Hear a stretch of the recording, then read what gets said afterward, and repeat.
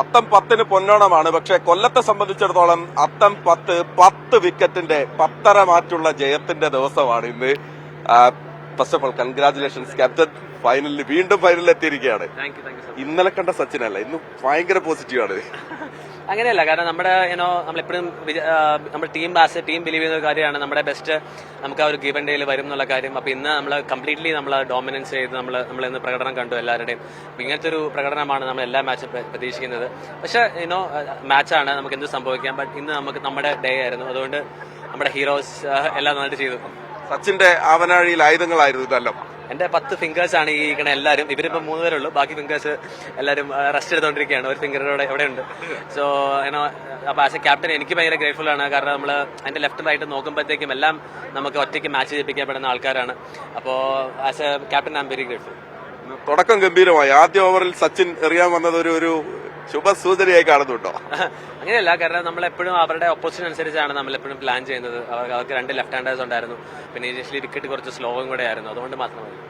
Okay, എങ്ങനെയുണ്ട് bowlers? പവൻ എങ്ങനെയുണ്ട് ഇന്നത്തെ പെർഫോമൻസ്? 2 നിർണായക വിക്കറ്റുകൾ. വളരെ ഹാപ്പിയാണ്. ടീമിന് വേണ്ടി നമുക്ക് പെർഫോം ചെയ്യാൻ പറ്റുന്നതും എല്ലാവരും നല്ല രീതിയിൽ തന്നെ പോകുന്നുണ്ട്. അപ്പോൾ എല്ലാം നന്നായിട്ട് പോയിട്ട് നമ്മൾ കപ്പടിക്കണം.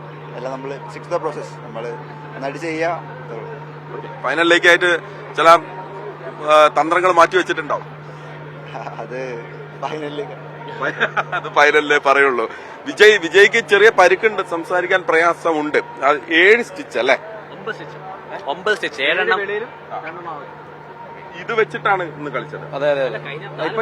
അത് കഴിഞ്ഞിട്ട് ഫുള്ള് മാച്ച് കളിച്ചിട്ടുണ്ട്. വിജയ്.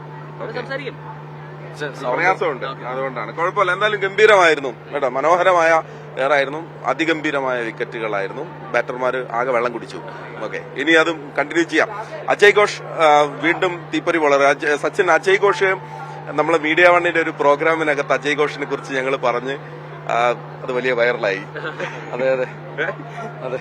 അന്ന് പറഞ്ഞു ഞങ്ങള് അതിഗംഭീര ബൗളറാണ്, അതിഗംഭീര യോർക്കറുകളാണ്. ഇന്നും നമ്മളത് ഗ്രൗണ്ടിൽ കണ്ടു.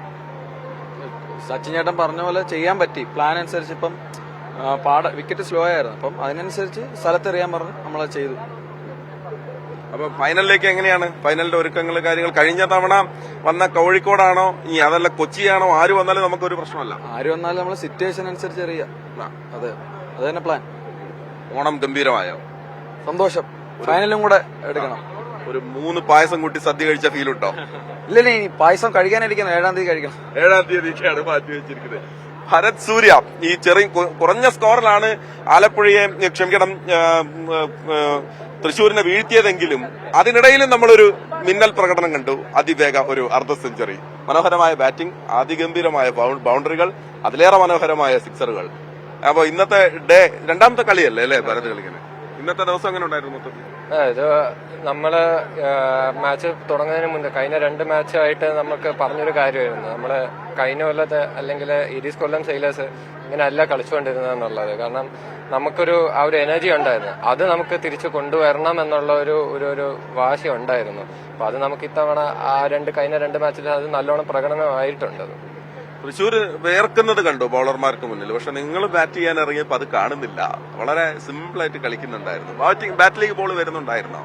ഇല്ല, ബാറ്റിലേക്ക് വരുന്നുണ്ട് ഇല്ലായിരുന്നു.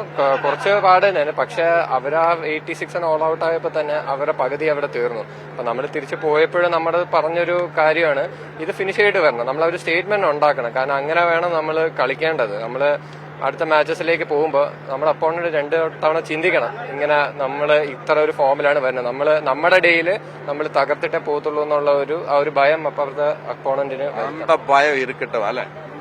ഒരു 1.5 വരവ് വേണം എന്നുള്ളതായിരുന്നു. എന്നാണ് നോക്കെ അമലേജി 24 മണിക്കൂറിനിടെ 2ാമത്തെ മാൻ ഓഫ് ദ മാച്ച്. പിശുക്കനാണ് കേട്ടോ, 6 പിശുക്കനാണ്. കാരണം 3 ഓവറിൽ 12 റൺസ് മാത്രമാണ് അല്ലെ. അതിന് വളരെ സന്തോഷം. റണ്ണ് കൊടുക്കുന്നതിൽ ഇപ്പോൾ വിക്കറ്റ് കിട്ടിയില്ലെങ്കിലും റണ്ണ് പോകുന്നതിൽ ഒരു ചെറിയൊരു പ്രശ്നമുണ്ട്. ചേട്ടൻ പറഞ്ഞ പോലെ തന്നെ റണ്ണ് വിട്ട് കൊടുക്കുന്ന ചെറിയ പ്രശ്നമുണ്ട്. അത് ഞങ്ങൾ ഇന്നലെ ഞങ്ങളുടെ ബോളേഴ്സ് എല്ലാം കൂടെ ചേർന്നൊരു ബോളിംഗ് പാർട്ണർഷിപ്പ് കൊണ്ടുവരണം. നമ്മൾ എറിയുന്ന ബോളേഴ്സ് റണ്ണ് കൊടുക്കാതെ മാക്സിമം ഡോട്ട് ബോൾസ് കൊണ്ടുവരണം. ഓട്ടോമാറ്റിക്കായിട്ട് വിക്കറ്റ് വരും, അത് അവർ തന്നോളൂ. നമ്മൾ എത്രത്തോളം T20 ഡോട്ട് ബോൾ എറിയുന്നു അത്രത്തോളം അവർക്ക് പ്രഷറും നമുക്ക് കുറച്ച് ഹെൽപ്ഫുള്ളുമാണ്. ആ ഒരു സച്ചിൻ ചേട്ടൻ പറഞ്ഞു എന്താണ് ചെയ്യേണ്ടത്, അവർ സ്ഥലത്ത് ഹിറ്റ് ചെയ്തു, വിക്കറ്റ് ചെയ്തു. ഫൈനൽ തയ്യാറല്ലേ? ഫൈനൽ കഴിഞ്ഞ വർഷത്തെ ഫൈനൽ പോലെ ഇപ്രാവശ്യം തയ്യാറ് തന്നെയാണ്. നമ്മൾ എൻജോയ് ചെയ്യുന്നുണ്ട്. പ്രഷറല്ല, ഒരു പ്ലഷറാണ്. ഓക്കെ. അപ്പൊ കപ്പ് കഴിഞ്ഞ സീസണിലൊപ്പം കപ്പ് കൊണ്ടുപോയ ആളാണല്ലോ, അപ്പൊ ഇത്തവണയും അതിന് റെഡിയായി നിൽക്കുവാണ്. കപ്പ് കൊണ്ടുപോകാൻ ഞങ്ങൾ കപ്പ് വിട്ടുകൊടുക്കില്ല, കാരണം കപ്പ് ഞങ്ങളുടെ കയ്യിലാണ്, ഞങ്ങൾ വിട്ടുകൊടുക്കാറില്ല. ഓക്കെ, അതാണ്. അപ്പൊ അവിടെ എഴുതി വെച്ചിട്ടുണ്ട്, എടാ മോനെ കൊല്ലം പൊളിയല്ലേ എന്ന് എഴുതി വെച്ചിട്ടുണ്ട്. നേരത്തെ പറഞ്ഞതുപോലെ തിരുവോണമാണ്, അത്തം 10 കഴിഞ്ഞ് 10ാം ദിനമാണ്. 10 വിക്കറ്റിന്റെ മിന്നൽ ജയമാണ് കൊല്ലം നേടിയത്. കൊല്ലം സെയിലേഴ്സ് കേരള ക്രിക്കറ്റ് ലീഗിന്റെ ഫൈനലിലേക്ക് അനായാസം എത്തിയിരിക്കുന്നു. ഷാനു ഞെട്ടിക്കുളത്തിനൊപ്പം മഹേഷ് പോലൂർ, മീഡിയ 1.